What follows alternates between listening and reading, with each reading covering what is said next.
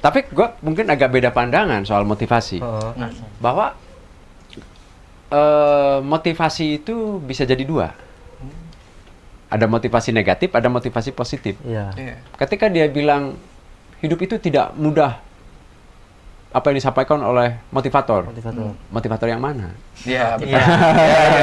Benar sih. Karena gini, ketika dia menyampaikan itu, dia karena termotivasi oleh cara berpikir yang negatif. Iya. Ya kan? Iya. Kan ada memotivasi orang untuk negatif, kayak misalkan lu narkoba segala Iya. macam, minum gitu kan. Itu kan karena motivasi negatif kan. Motivasi negatif. benar Pokoknya sekali. gua harus begini. Ketika kita muncul antusiasme, ketika kita muncul fokus, maka pada saat itu kita termotivasi. Iya. Cuma waktu itu termotivasi untuk urusan negatif. Negatif. Kayak lu misalkan ngurung dulu di kamar gitu kan. Ya kan, overthinking. Itu kan karena termotivasi. Iya. Sehingga kamu memilih untuk melakukan, oh udah saya overthinking, saya di kamar aja, misalkan kan. Iya. Diki juga sama. Dari diri Ketika sendiri. ketika misalkan datang ke sekolah, kerjakan tugas, lupakan. Itu kan ada sebuah motivasi kan gitu. Nah, dalam konteks motivasi itu berarti kita itu waktu dulu memilih motivator yang buruk. Oh iya. Iya kan? Untuk diri kita ya. Iya, motivator yang negatif. Siapa aja motivatornya? Motivator yang kan gini. Motivator yang pertama adalah tokoh idola. Iya, tokoh idola. Kan semua orang punya tokoh idola. Pasti. Ada tokoh idola negatif, ada tokoh idola positif. Positif. Dan kita termotivasi untuk sama dengan tokoh idola. Iya.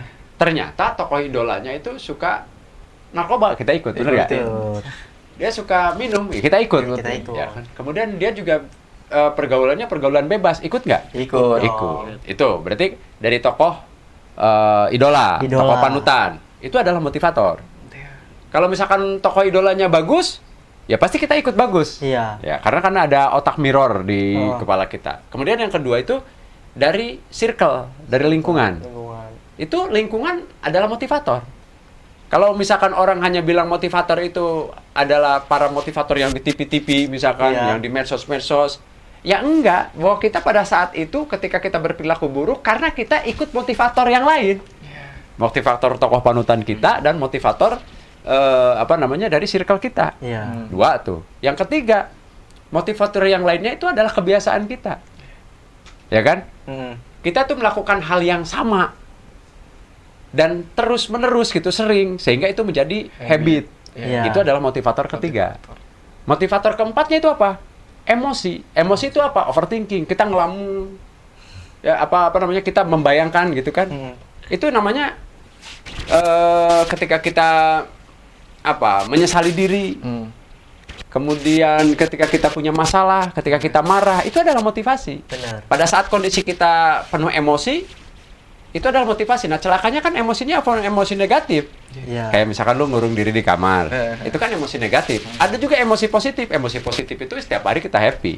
Iya. Ya kan? Iya. Masa lalu, kemarin itu adalah masa lalu gitu kan. Masa depan itu misteri. Hari ini harus senang terus gitu. Setiap detik harus senang terus.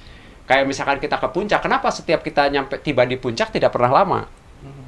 Karena sampai puncak, setelah puncak kita turun lagi. Begitupun dengan hidup. Yang perlu dinikmati itu dalam konteks perjalanan menuju puncaknya. Pada saat puncaknya itu nggak bakalan lama, kita akan turun lagi. Kayak misalkan Goji ingin punya sepatu Jordan, Air Jordan, misalkan. Itu bahagia kan, gitu kan? Dibayangin terus seolah-olah kalau saya itu punya Air Jordan ini akan sangat luar biasa. Tapi kenapa ketika Air Jordan itu sudah didapat hanya seminggu, 2 minggu bahagianya, kemudian biasa lagi gitu. Nah, makanya nikmatilah proses hidup kita itu dalam setiap detiknya. Nah, berarti tadi 4 tuh ya. Tokoh panutan, kemudian circle, kemudian habit, repetisi, sesuatu yang diulang-ulang, terus kemudian emosi. Emosi karena emosi itu kenapa butuh ada istilah kecerdasan emosional? Karena emosi itu bisa melumpuhkan rasional. Orang itu bisa bodoh. Orang cerdas pun bisa bodoh gitu kalau misalkan emosinya lagi memuncak, apakah dia marah, apakah dia sedih gitu. Nah, keempat, yang kelimanya apa? Dalam kondisi hipnosis. Hipnosis itu dalam kondisi gelombang otak kita lagi turun.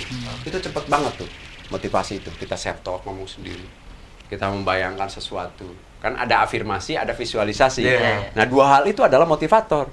Siapa yang memotivasi? Bukan orang lain, tapi diri kita sendiri. Diri kita sendiri. Bayangkan sesuatu keburukan di masa depan. Aduh, sudah diputusin sama cewek, hampa hidup ini.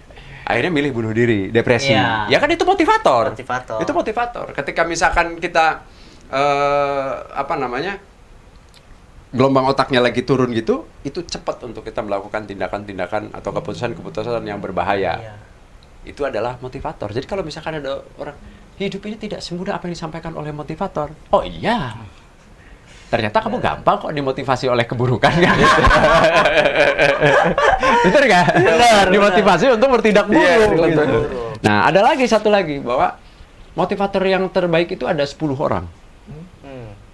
Yang pertama, yang ke-10 misalkan Mario Teguh, kemudian ada Andri Wongso yang ke-9-nya, kemudian ada Tung Dese Moringin yang ke-8-nya, kemudian yang ke-7-nya misalkan ada Hindranata Nikolai terus sampai ke yang 2-nya misalkan ada Anthony Robin atau Bung Chandra.